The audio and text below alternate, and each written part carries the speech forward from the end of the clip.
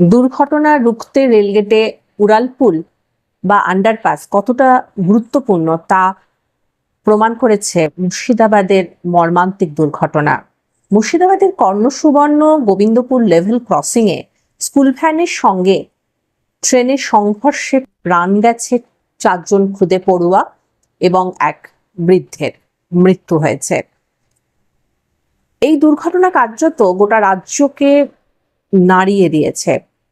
প্রাথমিক তদন্তে যেটা উঠে এসেছে যে লেভেল ক্রসিং এর গেট খোলা ছিল, স্কুল ভ্যানটি নিশ্চিন্তে রেল লাইনের উপর দিয়ে যাচ্ছিল, কিন্তু যখন স্কুল ভ্যান রেল লাইনের উপর চলে আসে ঠিক তখনই দ্রুত গতিতে ট্রেন চলে আসে। ড্রাইভার যখন আপৎকালীন ব্রেকটি কষতে যাবেন, ব্রেক হয়তো তিনি কষেওছেন কিন্তু রক্ষা হয়নি, শেষ রক্ষাটা করা যায়নি, কারণ স্কুল ভ্যান এবং ট্রেন যে দূরত্বের মধ্যে এত কাছাকাছি চলে এসেছে। ট্রেন দ্রুত গতিতে ছিল, এদিকে স্কুল ভ্যান যাচ্ছে দ্রুত, ফলে আপৎকালীন যে ব্রেক কষে এই দুর্ঘটনা রক্ষা করা যায়নি। এর ফলে যেটা হয়েছে, স্কুল ভ্যানটি কার্যত তালগোল পাকিয়ে গেছে, প্রাণ গেছে 4 জন খুদে শিশুর, খুদে পড়ুয়ার, যা কিনা অত্যন্ত মর্মান্তিক সেই পরিবারের জন্য, আমাদের রাজ্যবাসীর জন্য, যে এই ঘটনা মেনে নেওয়া যায় না। এটা কেন ঘটলো? কারণ যেটা তদন্তে জানা যাচ্ছে যে গেটম্যান খেয়াল করেননি, তিনি লেভেল ক্রসিং বন্ধ করেননি, ফলে ড্রাইভার দেখেছেন লেভেল ক্রসিং খোলা রয়েছে, তিনি গেছেন। ঘটনার পর গ্রেফতার করা হয়েছে গেটম্যানকে, তাকে সাসপেন্ড করা হয়েছে। মৃত ও জখমদের পরিবারকে রাজ্য সরকার এবং রেলের পক্ষ থেকে আর্থিক ক্ষতিপূরণের কথা ঘোষণা করা হয়েছে। কিন্তু এই আর্থিক ক্ষতিপূরণকে মায়ের কোলে শিশুগুলোকে ফিরিয়ে দেবে সেই বৃদ্ধের প্রাণ, সেটা সম্ভব নয়। কি করা সম্ভব, কি করতে হবে? সমস্ত লেভেল ক্রসিং এ আন্ডারপাস বা উড়ালপুলের তৈরি করতে হবে যত দ্রুত সম্ভব।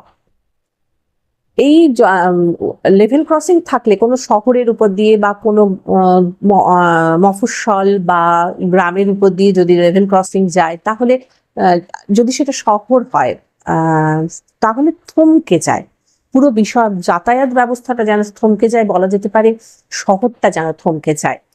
কাটোয়া শহরের ক্ষেত্রে আমি দেখেছি যে এটা একটা অত্যন্ত গুরুত্বপূর্ণ সমস্যা। কাটোয়া শহরে তাদের অ্যাম্বুলেন্স পর্যন্ত দাঁড়িয়ে থাকে 15 মিনিট 20 মিনিট। ট্রেন যাচ্ছে, একটা ট্রেন চলে গেল, আবার একটা ট্রেন যাচ্ছে, ডাউনে যাচ্ছে, একটা ট্রেন আপে যাচ্ছে, কারণ ওখানে জাংশন, অনেক ট্রেন যাতায়াত করে। এটা যে সবসময় হয় তা নয়, অনেক ক্ষেত্রে 10 মিনিটে হয়তো গেট খুলে যায়, কিন্তু অনেক ক্ষেত্রে গেট আটকে থাকে। এবং শত শত দুপাশে বাইক, টোটো, কাটোয়া শহরের জন্য টোটো, তারপর প্রাইভেট কার, অন্যান্য নানান ধরনের যানবাহন, যেগুলো ভ্যানো বা ইত্যাদি নানান কিছু আটকে থাকে। অ্যাম্বুলেন্সের মতো পরিষেবাকে ওখানে থমকে যেতে হয়।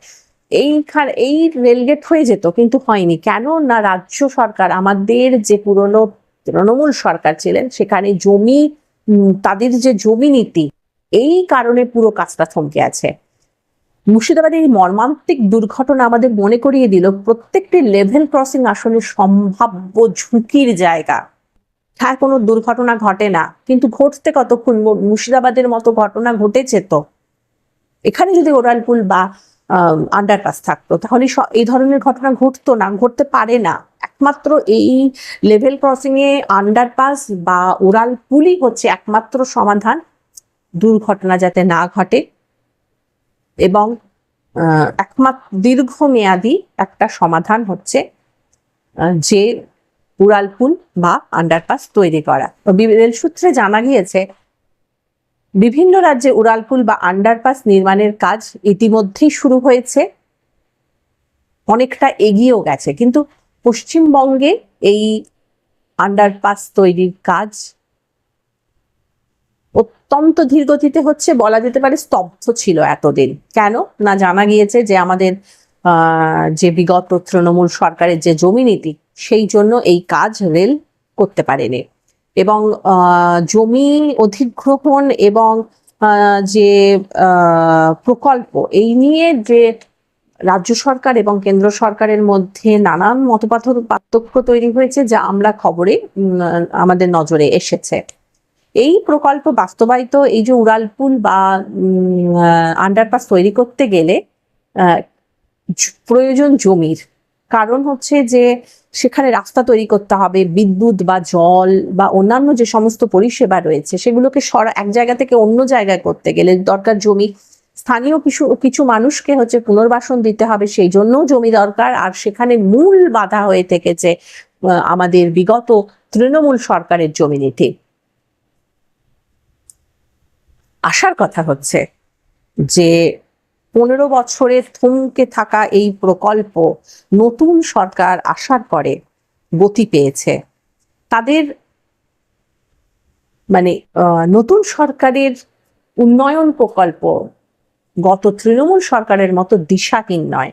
মুখ্যমন্ত্রী হিসেবে দায়িত্ব নিয়ে মাননীয় শুভেন্দু অধিকারী নবান্নে বৈঠক করেন রেলমন্ত্রী অশ্বিনী বৈষ্ণবের সঙ্গে। এরপরেই মুখ্যমন্ত্রী ঘোষণা করেন রাজ্যে মোট 538টি উড়ালপুল ও আন্ডারপাসের অনুমোদন দেওয়া হয়েছে।